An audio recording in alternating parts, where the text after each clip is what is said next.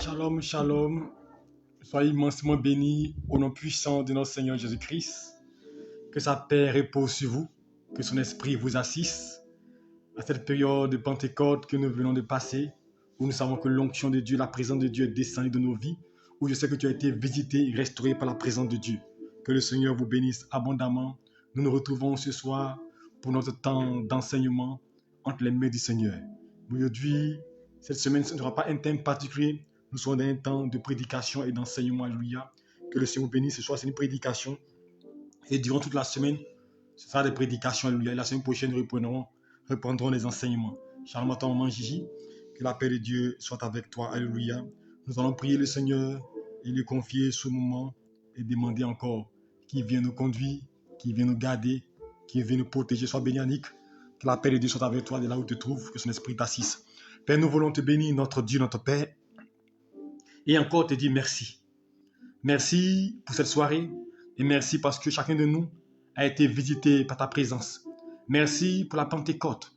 Merci parce que tu as envoyé ton esprit nous assister.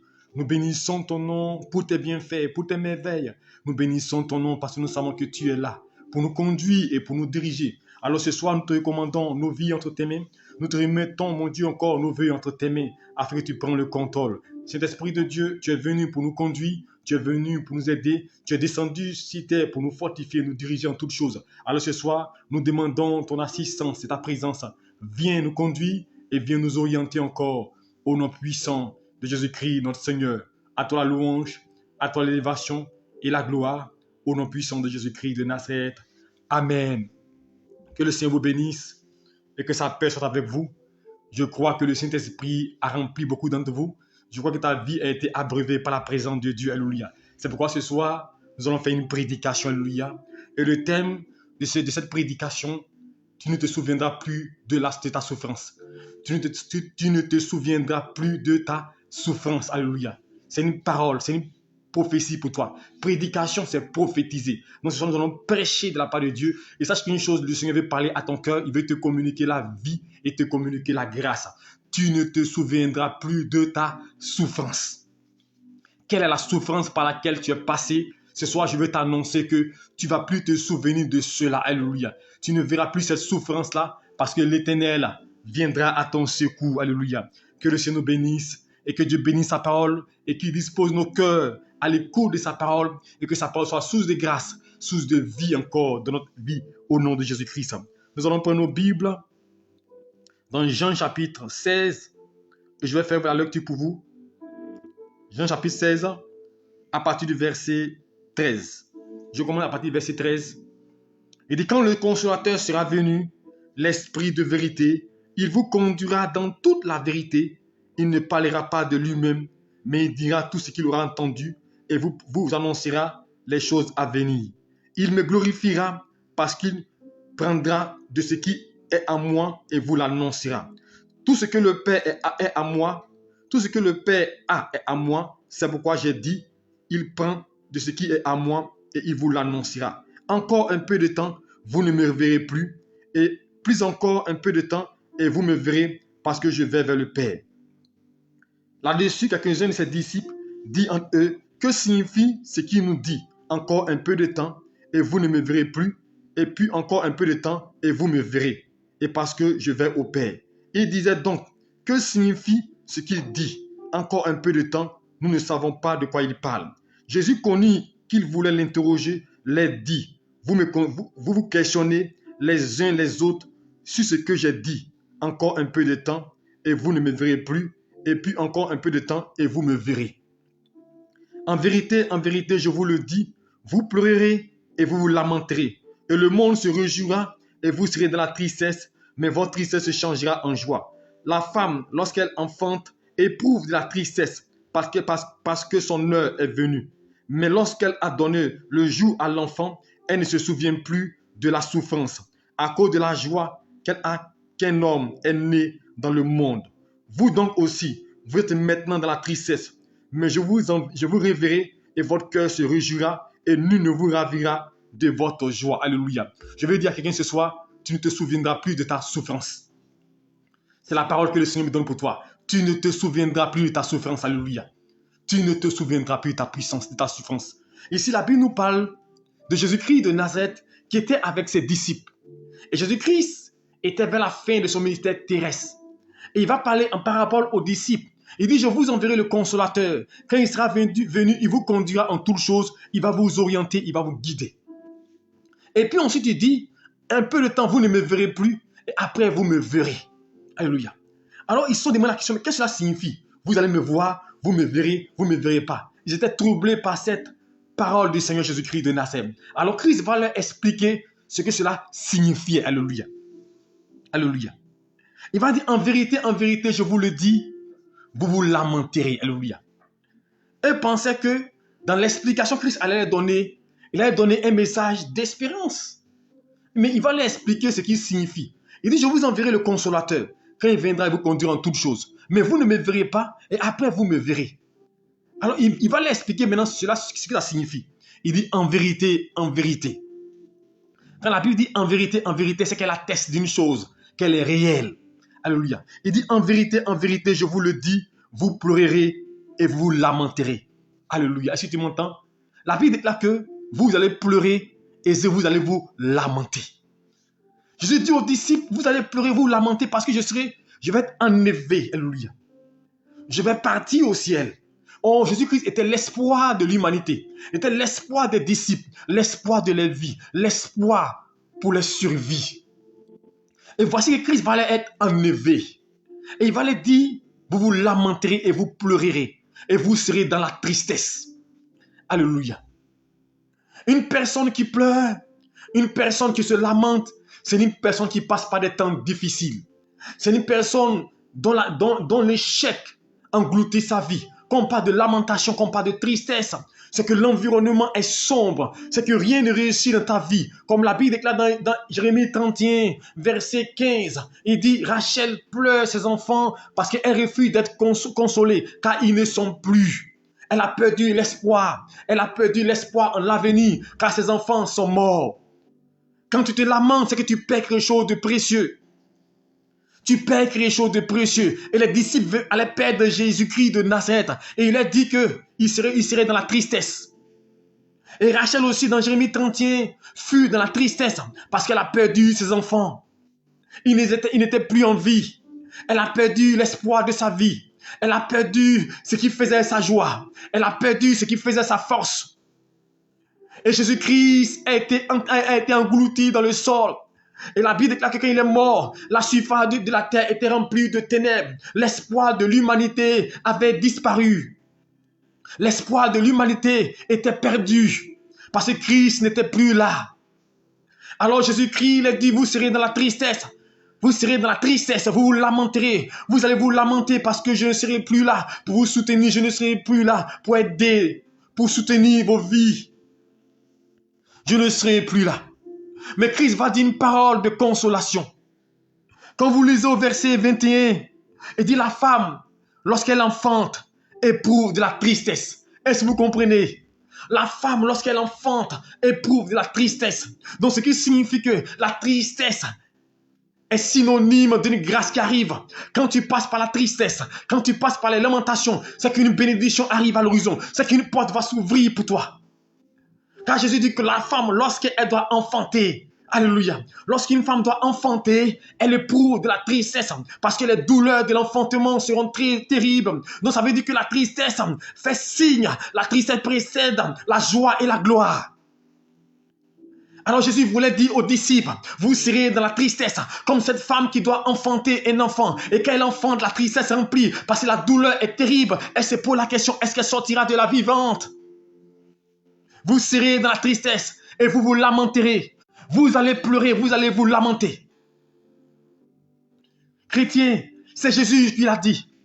Mais une personne qui pleure, on ne pleure pas parce que tout va bien. Certes, on peut pleurer de joie. Mais généralement, quand on pleure, c'est qu'il y a un malheur. Quand on pleure, c'est qu'il y a une difficulté. Quand on pleure, c'est que tout semble négatif. Quand on pleure, c'est qu'il n'y a plus d'espérance.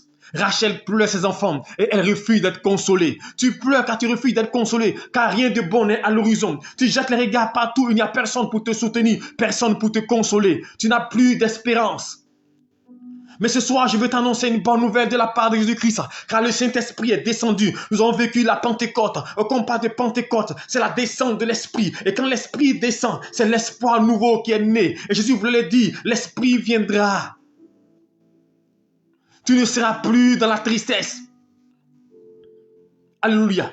Il y a un temps où tu passes par la tristesse. Il y a un temps où tu pleures. Je veux dire à quelqu'un, un temps tu vas pleurer, un temps l'opprobre va te prendre, un temps tout sera sombre autour de toi. Même Jésus l'a vécu. Est-ce que vous savez que le Fils de Dieu est passé par là? La Bible déclare qu'ils sont venus l'arrêter comme un voleur, comme un brigand. Et Jésus a dit, j'étais parmi vous pendant tout ce temps. Vous ne m'avez pas arrêté, mais aujourd'hui vous venez m'arrêter parce que c'est l'heure des ténèbres. Mon frère, l'heure des ténèbres, c'est l'heure de lamentation, c'est l'heure des pleurs, l'heure de la solitude, l'heure où il n'y a personne pour t'aider, personne pour te soutenir, tu es seul. Ils sont venus arrêter Jésus-Christ de Nazareth, car c'était l'heure. Mon frère, il y a un temps dans ta vie, l'ennemi va s'élever contre toi. Il y a un temps, tu passeras par des difficultés. Il y a un temps, tu sentiras la difficulté, l'échec te dominer. Il y a un temps, tu verras l'opprobre. Il y a un temps, tout sera difficile. Rien ne te réussira. Et quand vous lisez la Bible dans le chapitre 7, verset 21, il dit, je vis une corne, fais la guerre aux saints. Je vis une corne, fais la guerre aux saints. Et il dit, avoir la victoire sur eux pendant un temps. Pendant un temps, Dieu permettra que tu sois dans la défaite. Pendant un temps, Dieu permettra que tu pleures. Pendant un temps, Dieu permettra que tu souffres. Pendant un temps, Dieu permettra que l'ennemi te combatte. C'est ce qu'on appelle l'heure des ténèbres. Et tous nous passerons par là. Tous nous vivons cette heure fatidique, cette heure où tu te sens seul, cette heure où tout est même noirci devant toi. Rien ne te réussit. Tu as l'impression que le ciel est tombé sur toi. Tu as l'impression que personne ne se soucie de toi. L'heure des ténèbres. Et c'est là que Jésus a dit, vous allez pleurer. Vous allez vous lamenter. Tu vas pleurer parce que tu n'auras pas gain de cause. Comme Anne. Anne pleurait parce que depuis des années, elle attendait un enfant. Elle priait pour un enfant, mais elle n'avait pas d'enfant. Mais c'était l'heure des ténèbres dans la vie de Anne. Parce que l'Éternel avait rendu stérile. On n'a pas dit Satan. Dieu avait rendu Anne stérile. Souvent, Dieu permet des situations dans nos vies. Mon frère, tout n'est pas Satan, ma fille. Tout n'est pas Satan, ma soeur. Tout n'est pas du diable. C'est Dieu qui a rendu Anne stérile, nous dit la Bible. Et Anne est passée par le pauvre. Anne est passée par les difficultés. Mais c'était le temps de pleurs. Anne pleurait parce qu'elle n'avait pas d'enfant. Anne pleurait parce que tout était sombre autour d'elle. Anne pleurait parce que les démons la martyrisaient. Anne pleurait parce qu'il n'y avait pas de travail. Il n'y avait pas de croissance dans sa vie. Anne pleurait. Comme Rachel, elle pleurait tout le temps. C'était le temps des lamentations. Autour de toi, les gens se réjouissent. Autour de toi, les gens réussissent. Autour de toi, les gens voyagent. Autour de toi, les gens célèbrent. Mais toi, tu pleures. Tu es dans le désespoir, le désarroi. Rien ne bouge de ta vie. Jésus dit en vérité, vous allez pleurer et vous allez vous lamenter. Et il dit, le monde se réjouira. Est-ce que vous comprenez? Jésus le dit. Lorsque vous allez vous lamenter, vous allez pleurer, le monde se réjouira. Autour de vous, ils vont se réjouir, ils vont se moquer de vous à cause de votre situation. Ils vont se moquer de vous parce que rien ne bouge de votre vie. Le monde se réjouira. Le monde se réjouira. Mais Jésus te rassure pour te dire, mais ça ne va pas durer éternellement. Mais cela prendra fin. Cela prendra fin parce que la femme stérile enfantera. Cela prendra fin parce que le miracle arrivera. Cela prendra fin parce que l'Éternel se lèvera pour toi. 430 ans en Égypte sous esclavage. Quand le temps est arrivé, Dieu a envoyé Moïse les délivrer. Laisse-moi te dire une chose, que ce soit la durée de la douleur, la durée de la souffrance, la durée du problème, Dieu viendra un jour à ton secours. Une grossesse peut faire 12 mois, 11 mois, mais ce qui est certain, l'enfant naîtra. Est-ce que tu m'entends? Et Jésus l'a prédit, Jésus l'a dit. Ce qui nous arrive n'est pas fortuit. Il dit, vous allez vous lamenter, vous allez pleurer. Le monde vous combattra. Le monde se lèvera contre vous. Vous allez pleurer et vous lamenter, mais votre tristesse se changera en joie. Je veux dire à quelqu'un ce soir, sur la parole du Seigneur, il dit ta tristesse se changera en joie. Ton opprobre sera ôté, ta peine sera enlevée, car l'Éternel viendra à ton secours. C'est pourquoi la Bible déclare, dans Ésaïe 40, il dit consolez et consolez mon peuple, consolez et consolez Israël, consolez et consolez la Côte d'Ivoire, consolez et consolez les enfants de Dieu, consolez ceux qui pleurent, consolez ceux qui se lamentent, car l'Éternel se lève pour eux. eux pour leur dire que la servitude est terminée, l'esclavage est terminé, l'échec est terminé, la mort est terminée, l'anti-mariage est terminé, le blocage s'arrête maintenant, la montagne se déplace, c'est terminé, car Dieu te console, Dieu met un terme à l'esclavage dans ta vie, Dieu arrête le poursuite des démons, Dieu arrête l'œuvre des ténèbres. Consolez Israël, car la joie arrive, sa tristesse se transforme en joie, la tristesse devient joie. Consolez Israël et parlez-lui. Dites-lui que l'Éternel a payé le prix pour elle. Dites-lui que l'Éternel s'est levé dans sa vie. Dites-lui que l'Éternel est à l'œuvre. Dieu se manifestera. Dieu interviendra. Dieu est en train d'agir. Préparez ton miracle. Préparez ta gloire. Préparez ta bénédiction. Et c'est pourquoi il le dit au verset 21 du chapitre 16 de Jean. Il dit, lorsqu'une femme enfante, elle éprouve de la tristesse. Alors je veux te dire une chose, la tristesse que tu éprouves maintenant, elle va précéder une gloire qui arrive. Parce qu'il dit qu'une femme est enceinte, qu'elle doit accoucher. Il dit, elle éprouve de la tristesse. Parce que son heure est venue. Je veux te dire une chose, quand tu éprouves de la tristesse, quand tu éprouves de lamentation, quand tu es en train de pleurer, quand tu sens la difficulté se multiplier, quand tu sens les problèmes se multiplier, quand tu sens les séances se compliquer, c'est que ton heure arrive, c'est que ton heure de gloire arrive, c'est que ton heure de grâce arrive, c'est que l'heure de bénédiction arrive, c'est que Dieu est à l'œuvre, c'est que Dieu se lève pour ta vie, c'est que ton heure arrive. Jésus était à Golgotha. Mais pendant qu'on le clouait, son heure arrivait. L'heure de la résurrection arrive. Laisse-moi te dire une chose. Ton heure arrive. Ton heure arrive. Alléluia. Alors il te dit, mais lorsqu'elle a donné le jour à l'enfant, elle ne se souvient plus de la tristesse. Lorsque l'enfant est né, elle oublie la peine de son cœur. Lorsque l'enfant est né, elle oublie la souffrance qu'elle a vécue. Lorsque l'enfant est né, elle oublie tous les 9 mois de grossesse. Elle oublie toutes les fois où c'était les douleurs. Toutes les fois elle perdait connaissance. Toutes les fois on la mettait sur perfusion. Toutes les douleurs de l'enfantement. Elle oublie cela parce que l'enfant est né. Parce que le miracle est là. Parce que la grâce est là. Je veux dire à quelqu'un ce soir, quand la grâce te viendra, tu oublieras l'opprobre de ton enfance. Tu oublieras la souffrance par laquelle tu es passé. Tu oublieras toutes les difficultés, tous les railleries des hommes. Quand Samuel est né, Anne a oublié toutes les moqueries de Pélénia. Quand Samuel est né, Anne a oublié toutes les moqueries de ses coépouses. Quand Samuel est né, Anne a oublié tout l'opprobre qu'on lui faisait subir. Est-ce que tu m'entends?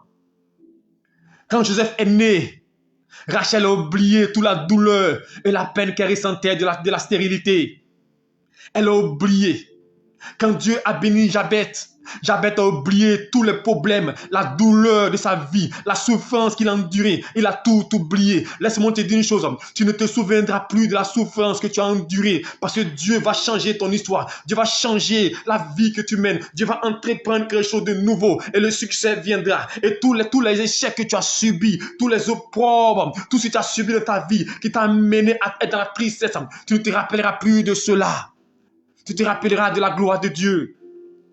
Tu te rappelleras de la faveur de l'Éternel et tu verras Dieu à l'œuvre dans ta vie. Quand l'Éternel se lève et l'Éternel est en train d'agir pour une personne, je veux te dire une chose, tu ne te souviendras plus de ta peine, tu ne te souviendras plus de la maladie par laquelle tu es passé, tu ne verras plus les échecs, tu ne verras plus la stérilité, tu ne verras plus les réveils financiers, tu avais à peine des difficultés à t'en sortir, mais Dieu me dit ta tristesse se changera en joie. Parce qu'un homme est né, parce qu'un enfant est né, et la joie viendra. C'est comme toute l'humanité entière. Nous étions sous le poids du péché, sous le poids de la domination, sous le poids des ténèbres. Mais quand Jésus est né, un vent nouveau s'est levé. Une étoile a commencé à briller dans le ciel. Quand Jésus est né, la gloire s'est levée. Laisse-moi te dire une chose. Une gloire est née pour toi. Une grâce s'élève dans le ciel, car le Saint-Esprit est descendu. Laisse-moi te dire une chose. Le jour de la Pentecôte, quand le Consolateur est venu, quand le Consolateur est descendu, c'était Jésus-Christ en esprit qui était là. Nous le voyons maintenant se manifester. Il est venu pour t'aider. Il est venu pour te conduire dans la bonne direction. Alors ne perds pas courage. Lève les yeux vers la montagne de l'Éternel. Alléluia. Au verset 22, il dit, voici donc, vous êtes maintenant dans la tristesse, mais je vous réveillerai et votre cœur se réjouira. Et nul ne vous ravira votre joie. Je vous réveillerai et votre cœur se réjouira. Et nul ne vous ravira votre joie.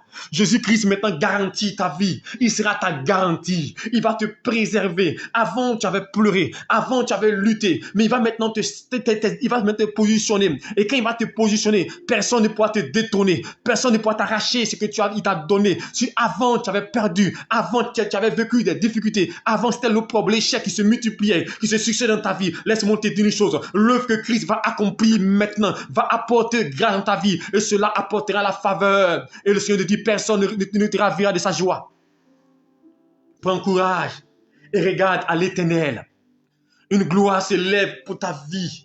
Ce soir, je parle sur une personne et je parle de la part de Dieu. Car une prédication, c'est une prophétie pour toi. C'est une parole pour te consoler, pour te dire, ne même pas des regards inquiets. Si tu étais inquiet, déboussolé, tu t'es perdu, entends cette voix de Dieu qui te dit, ta tristesse se changera en joie. Si tu as pleuré longtemps, sur ton sort, sur ta situation, car tu n'avais pas de solution, tu n'avais personne pour t'aider, personne pour te soutenir, tous t'avaient abandonné. Regarde à l'horizon, Dieu est en train d'agir, en train de se manifester et ta joie arrive. Ta joie se manifeste. Et la gloire de l'Éternel est en train de te visiter. Tu te réjouiras en l'Éternel. Et Dieu enlèvera ton opprobre. Dieu se souviendra de toi. Dieu guérira ta vie. Et tout ce que tu as vécu, qui t'ont plongé dans une sorte de ténèbres, qui t'ont plongé dans une situation où tu as perdu la foi en toi. Tu as perdu la foi dans la vie. Tu as perdu la foi dans les circonstances. Et tu t'es livré au sort. Tu dis que deviendrait, Seigneur, fais de moi ce que tu veux, car tu n'as plus espoir. Mais ce soir, je t'annonce un message d'espoir, un message d'espérance de la part de Dieu pour te dire ce n'est pas encore terminé. Dieu dit, ta tristesse se changera en joie et tu ne te souviendras plus de la souffrance que tu as endurée. Regardez Joseph. Joseph est passé par la souffrance. Ses propres frères l'ont vendu. Il s'est retrouvé en Égypte. Il pensait que c'était terminé. Il a eu un semblant de bénédiction là, dans la maison de Potiphar, où il a commencé à être consolé. Il a commencé à éprouver un peu de joie. On va mentir sur lui. Quand tu commences à éprouver un peu de joie, tu penses que non. Le temps est arrivé, tu vas sur ta tête de l'eau. C'est que la situation commence à devenir encore très grave. Il s'est retrouvé où? En prison. Dans la prison. Il s'est retrouvé enfermé. Il s'est retrouvé enfermé avec la promesse, avec la révélation, avec les prophéties de Dieu. Il était emprisonné. Mais il ne savait pas qu'un jour, la tristesse qu'il a vécue, un jour, pendant plus de 12 ans, ce qu'il a enduré, c'est par quoi il est passé pendant plus de 12 ans, qu'un jour, une seule heure viendrait où Dieu allait le réhabiliter, où Dieu allait le laver, où Dieu allait changer son vêtement, où Dieu allait enlever son opprobre, où Dieu allait enlever sa honte. Il s'est retrouvé dans un pays qui était étranger, un pays qui n'était pas le sien. Mon frère, laisse-moi te dire une chose. Dieu ne tient pas compte des circonstances, mais la parole de Dieu, elle doit s'accomplir si elle a été dite sur ta vie. Il s'est retrouvé en Égypte. Il est devenu premier ministre. Quand il est devenu premier ministre, il a oublié la souffrance de la prison. Il a oublié la souffrance qu'on l'a vendue. Ma soeur, mon frère, tu vas oublier la souffrance de ta jeunesse. Tu vas oublier parce que Dieu va réjouir ton cœur. Dieu va consoler ton cœur. Dieu va te visiter. Comme Joseph, comme Anne, comme Rebecca, comme Israël. Dieu consolera ton cœur. Dieu te visitera. Ce soir, je vais pas être long car c'est une prédication. Je veux te dire une chose. L'Éternel est avec toi.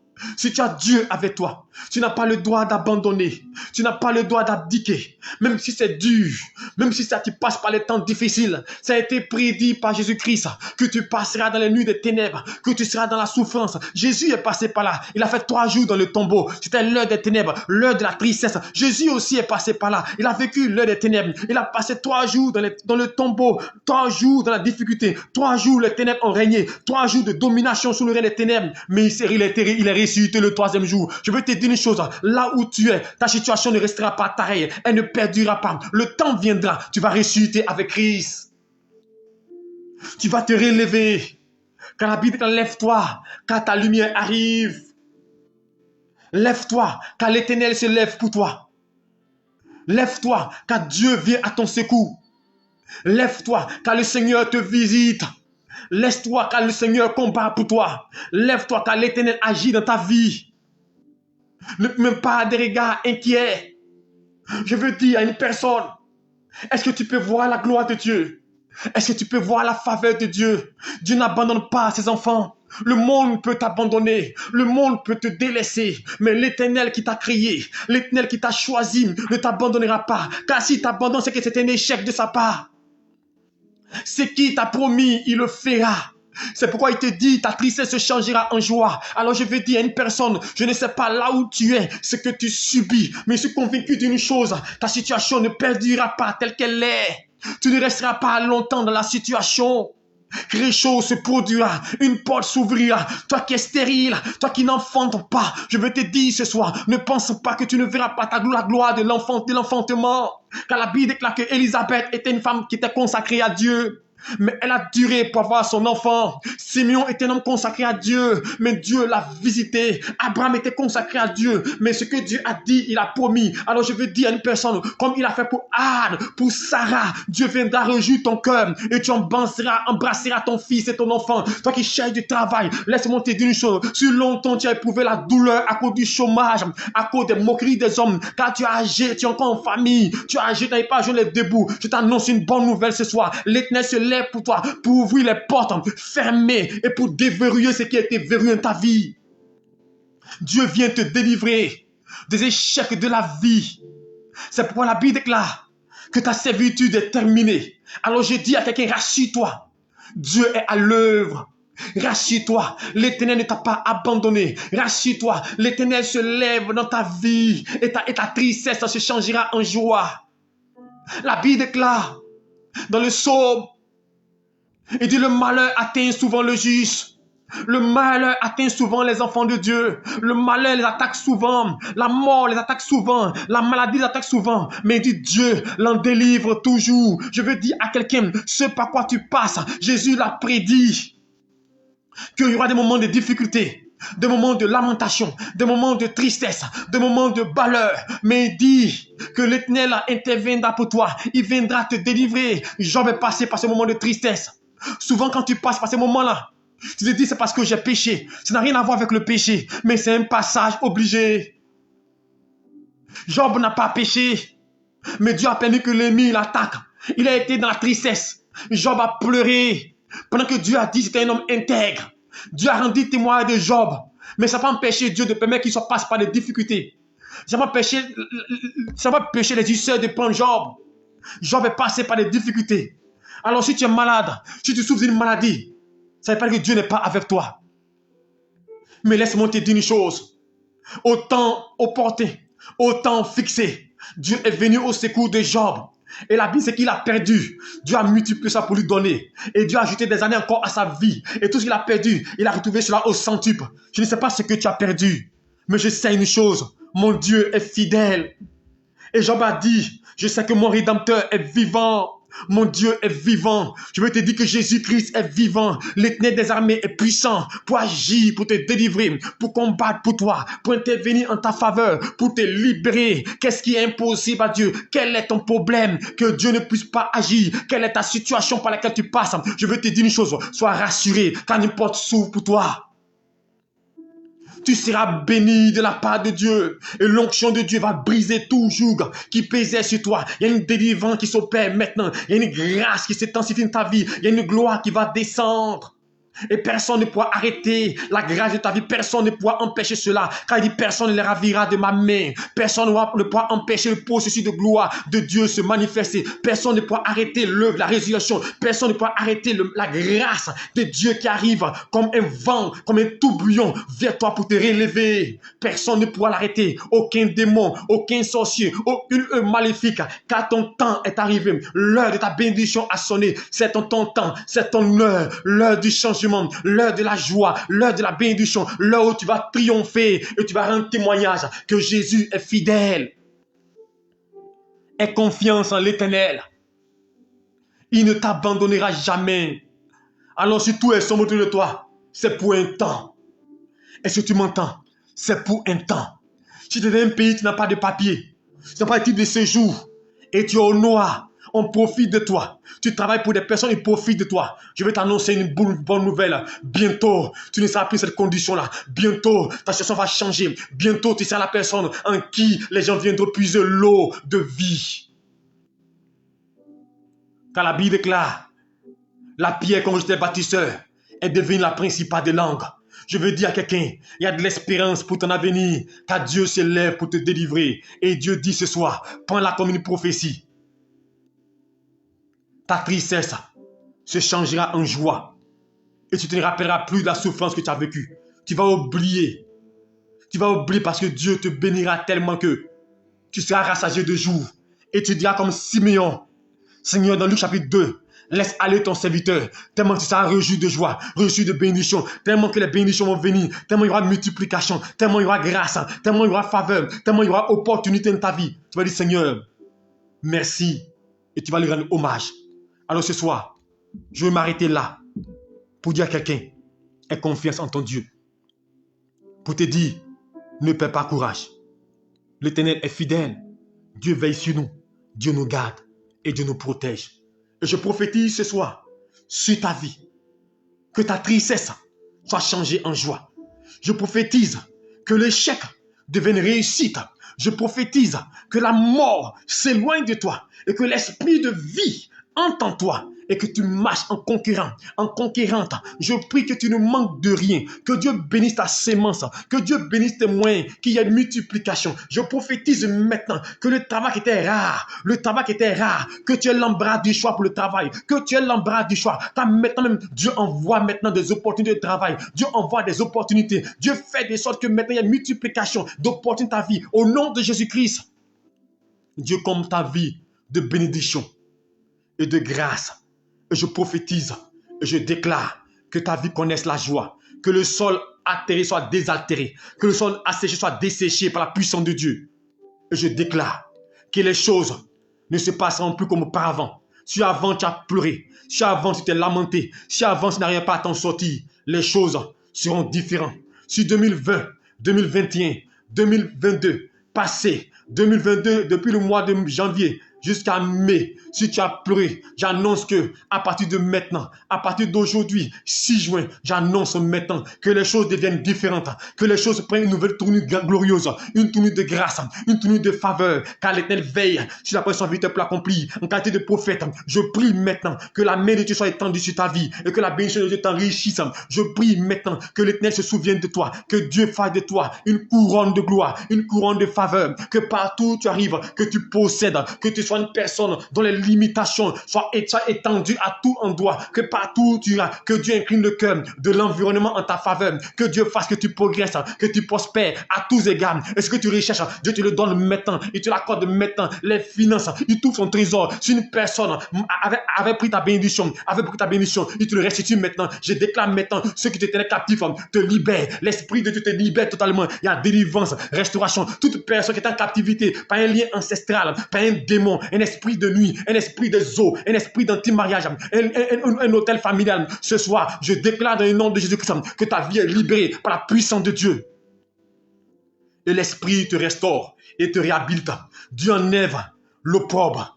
S'il y avait un vêtement de péché, si tu te condamnais, si tu ne croyais pas en toi, si tu avais perdu l'espoir, tu avais perdu la joie de vivre, ce soir, je déclare que Dieu enlève ce vêtement d'opprobre, ce vêtement de tristesse, et que soit revêtu d'un vêtement de joie, de paix, de quiétude, de stabilité, qu'on ait la faveur de Dieu, que Dieu te visite, qu'il visite ta maison, qu'il te glorifie, qu'il t'élève, et que tu connaisses la paix, la joie, que Dieu fasse ceux qui t'ont vu d'une manière, qui t'ont négligé, qui t'ont bafoué, qu'ils assistent maintenant à l'honneur que Dieu va t'accorder. Car la Bible déclare, il arrivera dans la suite des temps où l'église sera située sur le sommet des montagnes. Je prophétise que ton heure arrive. C'est ton temps, c'est ton heure, l'heure de gloire, l'heure de faveur, l'heure de miracle, l'heure de restauration, l'heure de visitation, l'heure de changement, l'heure d'épanouissement, l'heure de stabilité. C'est ton heure. Tu possèdes, tu saisis et ton histoire change. Ta vie change. Tu entres dans le palais. Tu entres parmi les rois. Tu manges à la table des rois. Dieu te fait entrer parmi les autorités. Dieu te fait entrer dans les endroits où les gens sont importants. Maintenant, tu es assis maintenant avec les autorités. Car Dieu te bénit. Seigneur, merci de bénir tes enfants. Ce soir, je les recommande. Que ta grâce sur les vies. Que tu les gardes. Tu les protèges. Tu les oignes. Et que l'esprit de la Pentecôte, l'onction de Pentecôte, la puissance qui est descendue, descende et les introduise dans les miracles, dans les bénédictions. Et que personne ne les ravit ta main. Et que les tristesses ce soit un change en joie. Merci pour ta paix. Bénis cette nuit et couvre-les, préserve-les et sécurise-les, mon Dieu, et que rien ne puisse les nuire. C'est en ton nom que j'ai prié. Que ta gloire, ta grâce demeure sur eux et qu'ils soient victorieux dans le nom puissant de Jésus-Christ. Amen. Que Dieu te bénisse et que sa grâce t'accompagne, qu'il soit avec toi et que sa paix soit avec toi. Vous qui n'êtes pas encore abonné sur notre page, abonnez-vous à notre page YouTube pour faire qu'abandonnable et notre page Facebook pour faire qu'abandonnable pour ne pas manquer un enseignement. Alléluia. Demain, 5h30, nous aurons prière matinale encore. Nous serons au rendez-vous pour prier. Alléluia. N'oubliez pas, envoyez vos sujets de prière. Envoyez nos sujets de prière. On va prier pour vous. Vous pouvez nous appeler aussi. Ne vous gênez pas, appelez-nous. On pourra vous conseiller. Ne vous gênez pas, vous pouvez appeler. Je vais vous recevoir sans faute. Je suis là et c'est mon travail en tant que serviteur de Dieu. Je suis là pour vous servir. Et c'est ce que je fais, que Dieu me récompense. Soyez bénis chaque homme à vous et que sa grâce repose sur vous. Bonne nuit à vous et demain 5h30 au rendez-vous pour prier matinale. Soyez bénis abondamment. Shalom.